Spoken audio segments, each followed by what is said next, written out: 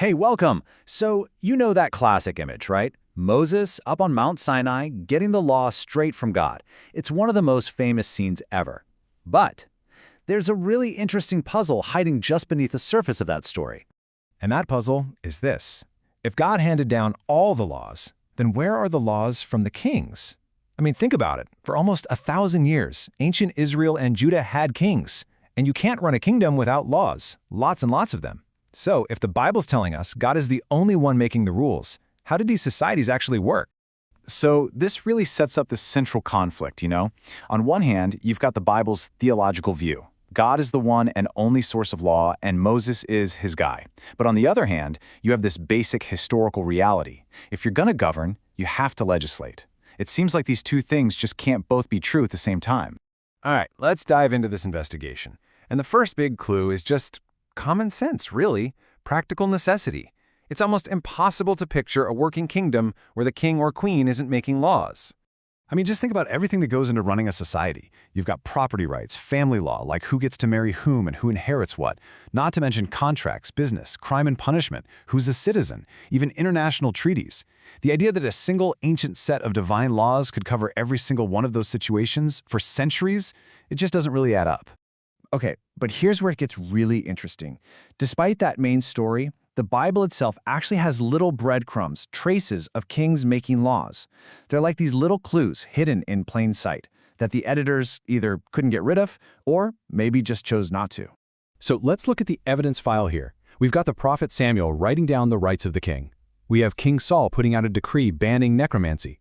King David himself makes a statute and ordinance. And way later, King Zedekiah orders the release of slaves, setting them free. These aren't just suggestions, folks. These are legislative acts, plain and simple. It all points in one direction. Whether they were regulating the economy, issuing decrees, or setting up courts, these kings were definitely lawmakers. The evidence, from just basic necessity and from the text itself, is pretty clear. To govern is to legislate. Okay, so if we're pretty sure the kings were making laws, that brings us to the real heart of the mystery. Why is the Bible so quiet about it? Why go through all this trouble to basically write the kings out of the legal story? Well, it looks like there were three pretty powerful reasons why. First off, it was simply an editorial choice. The Bible's authors weren't trying to write a government handbook, right? They were crafting this grand theological story, and frankly, royal tax codes probably didn't make for great reading. Second, and this is the big one, it was a theological argument. They wanted to make it crystal clear that perfect, true justice comes from God and God alone. And third, it was a political statement, a way to limit the power of human kings and make sure they couldn't abuse their authority. Now, to really get this, we have to understand a concept called a legal fiction. And don't let the name fool you. It's not about lying or deception. It's a way of thinking that you use when your real-world practice, like kings making laws, bumps up against a core principle. In this case, that God is the only true lawgiver. This fiction lets you uphold that big, important principle, even if the day-to-day reality looks a little different. And this idea of a legal fiction, it solves some huge problems for the biblical writers. Like, if the law only comes through Moses, what happens after Moses dies? Or, if divine law is supposed to be unchangeable, how does a society ever change and adapt? And maybe most importantly, how do you challenge a corrupt king who is inscribing wicked decrees? This idea, that God is the sole lawmaker, gives a really powerful theological answer to all of those tricky questions. So if you're going to push the kings to the side, you've got to put someone else in the spotlight. And the biblical authors turned one man into the absolute, undisputed star of the legal show, Moses. Just listen to how the book of Numbers describes it. This is God talking, and he says that with Moses, he speaks face to face, clearly, and not in riddles. He doesn't talk to him in confusing dreams like he does with other prophets. He speaks to him directly, like you talk to a friend. The text goes way out of its way to show just how unique Moses' relationship with God is. And that distinction is absolutely crucial. See, other prophets, they get dreams, they get visions, and then they have to figure out what it all means. But Moses, he gets direct speech. He doesn't just hear God. The text says he beholds the form of the Lord.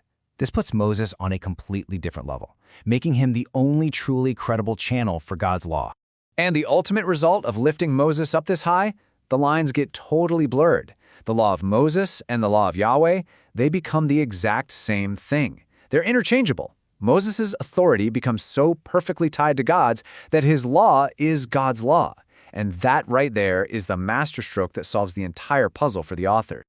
Okay, so let's wrap this all up. What's the final verdict in our little investigation into the Bible's missing royal laws? Well, it's really about something bigger than just laws. It's about God, and it's about power. At the end of the day, the way the Bible tells its legal story isn't really meant to be a boring historical record of every single decree. It's something much more powerful. It's a deliberate, theological argument about who is truly in charge. And that's the final takeaway. By sidelining the kings and putting Moses on a pedestal, the biblical authors were making this timeless claim. Real, true justice doesn't come from human rulers or earthly power. It flows from a divine source, a source that even kings have to answer to. It's a pretty radical idea, both politically and theologically, all wrapped up inside a legal mystery. So it really makes you think, right? How does knowing the story behind the story change the way we read these ancient texts? When you start asking what's being left out and why, well, it kind of changes everything.